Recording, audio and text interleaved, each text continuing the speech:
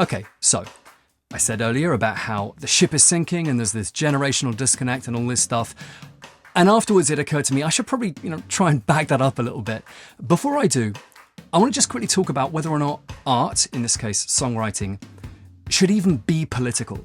Now, I really want this video series to be a politics-free zone as much as possible. I grew up in politics, I worked for a long time in politics, academia. I need a break. I also feel that art is just not a very good tool for politics. Sure, it gives the audience and particularly the artist all of the feels, but usually at the expense of important details, and it's generally not as effective as just straightforward political action. That said, I also think it's kind of difficult to make good art, certainly consistently, without sometimes being political. In fact, even the decision to avoid politics could be seen as a political statement. I think politics can be a really important part of art, but art is generally not the best way of going about politics. That said, for this song, it's kind of unavoidable, I think. So again, I'm going to try and give some evidence. I'm also going to link to a video on my main channel that explains a bit about my personal and professional relationship with the world of British politics. Anyway, let's get into it. So, when I say the ship is sinking, what do I mean? Well, I mean the British political system and actually democracy more generally. This website from the University of Oxford is ourworldindata.org. It's a fascinating repository of academic research, I think presented in a really accessible way. Here is their assessment of where democracy is at the moment. It defines what democracy is, broadly understood as rule by the people. Democracy has recently become less democratic. The world has become less democratic in recent years. The chart shows that.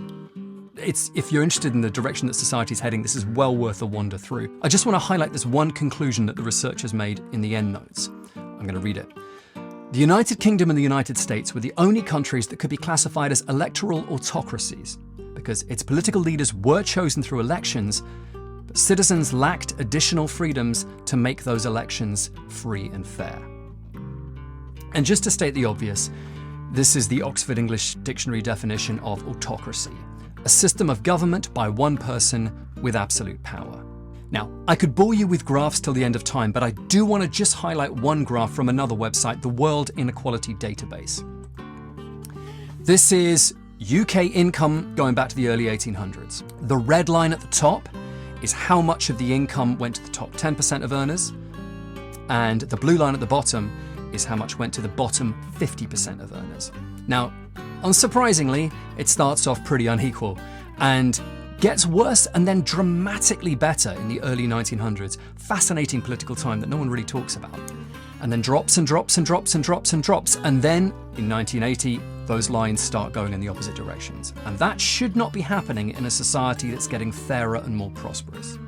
Okay, so that suggests the ship is in trouble, but not necessarily sinking, right?